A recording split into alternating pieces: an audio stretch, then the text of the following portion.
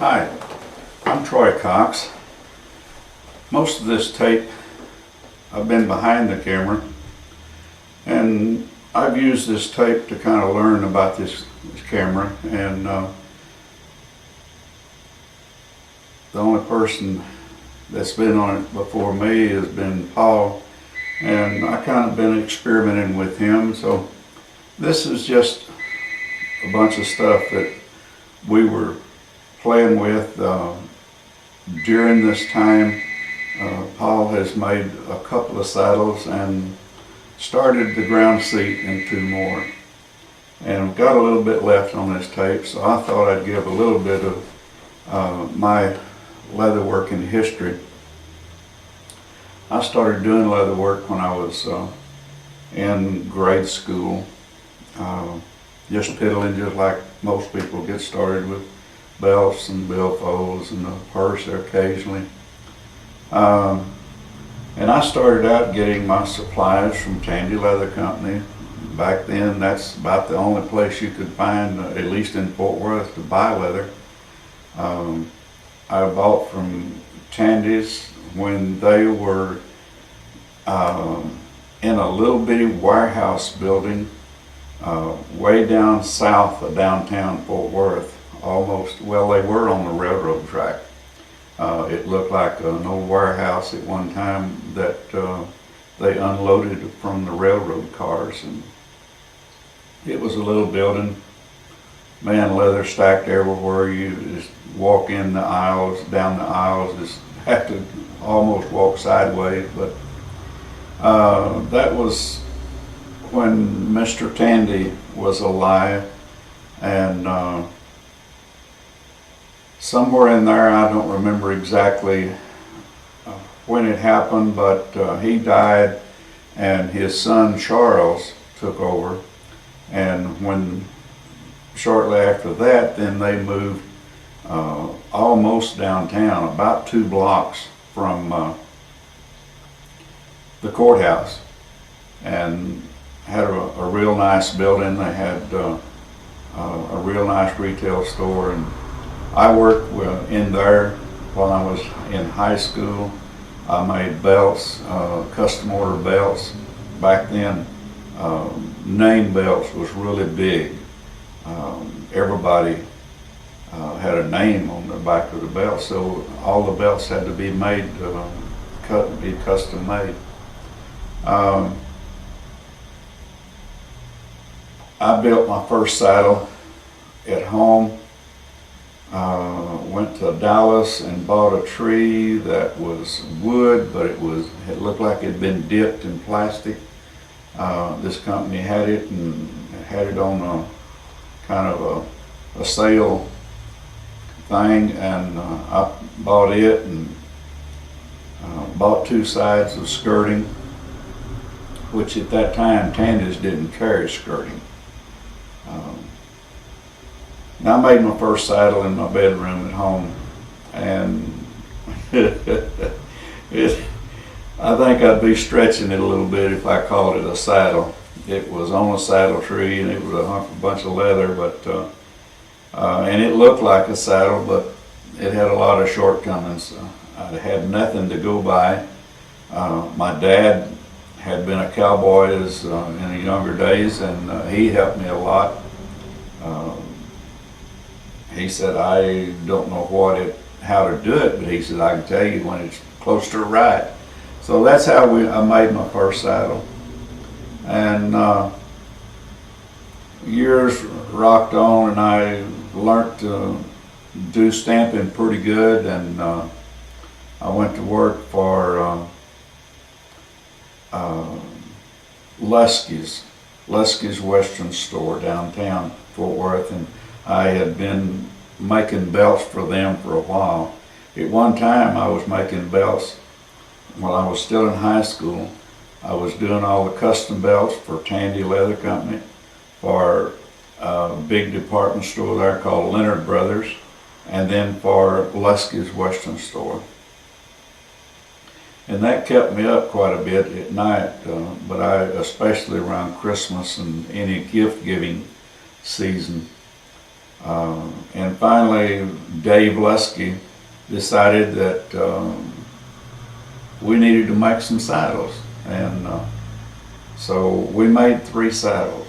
He furnished the leather and furnished me a place to work, and we made them there in the store, or I made them there in the store, and they weren't much. They were a little bit better than the first one. I had learned some in the meantime. Two of them was smooth, and one was rough out. Didn't do any stamping on them.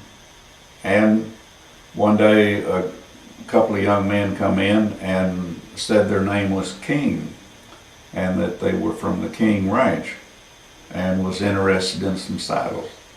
And we got all excited and thought we was going to get a break and make some saddles for King Ranch. Well, we found out later that there was nobody by the name of King that was associated with King Ranch. By that time,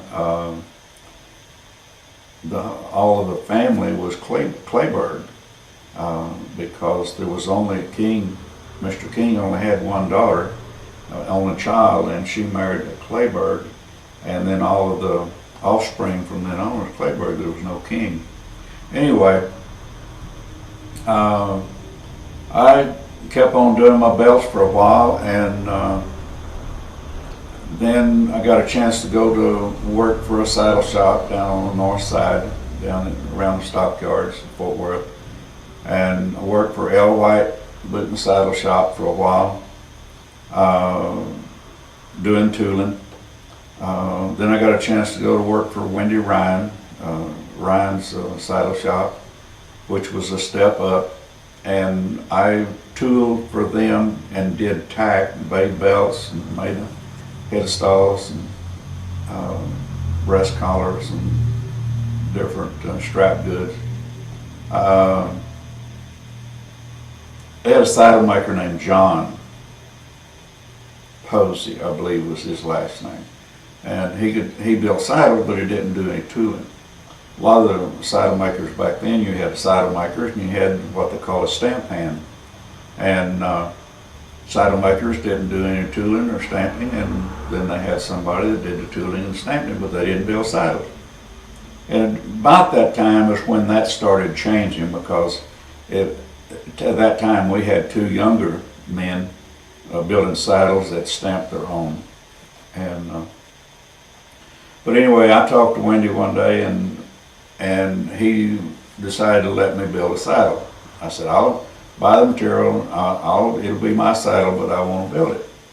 And so he told me he'd sell me the material, and since I was working on piecework, which I only get paid, when I finish something, and so I could do it there on my own time.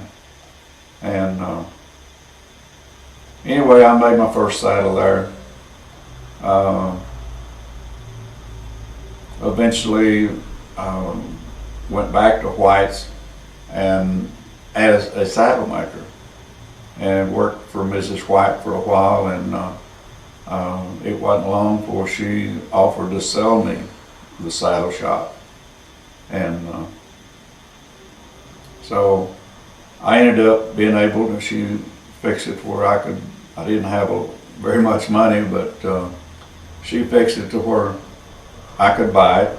So I bought it, operated it there about 4 or 5 months, and was going to have to move out. She gave me 6 months free rent, and then she was going to sell the building, so I had to move. So I had a chance to go to Rushville, Indiana, move my shop up there into a Western store, and that's what we did. We moved to Rushville, Indiana, worked in the cowboy shop there in Rushville about 1.5 years, and then moved down the street and opened,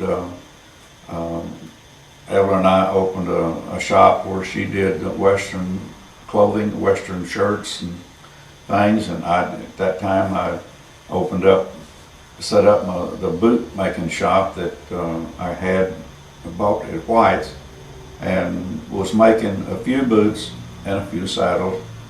And after a while, we decided we wasn't going to be able to make it there. And so I had made a comment to somebody that we might move if we could get a chance. So one day a young man showed up and wanted to know if I wanted to move to Columbus, Ohio. And his name was Rod Pretzel. And so they were fixing to, him and Dan Evans was fixing to open a Western store and shop in Columbus, Ohio. And so we moved to Columbus, and I started making saddles in Rod's Western Palace, and made saddles there for about 3 years. And I was having some problems with my wrist, a type of arthritis, and the doctor told me that if I would move to a drier climate, well, I could do a lot better. And my wife, Evelyn, she wasn't real happy with the weather in here. So we moved back to Texas, and was going, well, in the meantime, I had taught 2 or 3 students here in Columbus. And so I thought, well, we'll move back down there and I'll set up a school. So we moved back down there, set up a school, got everything ready, did some advertising. Nobody showed up. So that was that much for the school. And so I made a few saddles along. Young man come around and we got to talking. He was a bootmaker, and he had got tired of it, but he said, you know, we could make pretty good by just repairing boots, doing nothing but boots.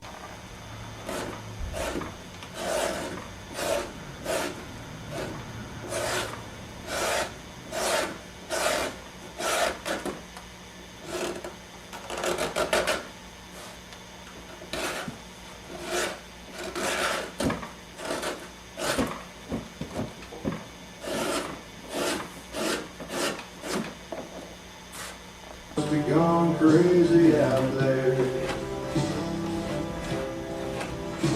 Tells me last night he run on to me.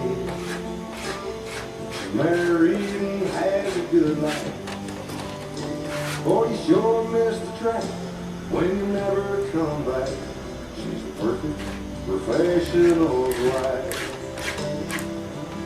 And she asked him, why does he ride for his money? Why does he roll short pay? He ain't getting nowhere and he's losing his share.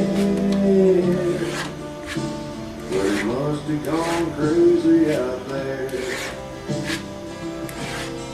But they ain't never seen the northern lights, never seen a hawk on the wing, never seen spring at the great divide, never heard old Ken Cookie sing. They ain't getting nowhere and losing their share. They all must be crazy back there, because they ain't never seen the northern lights, never seen a hawk on the wing.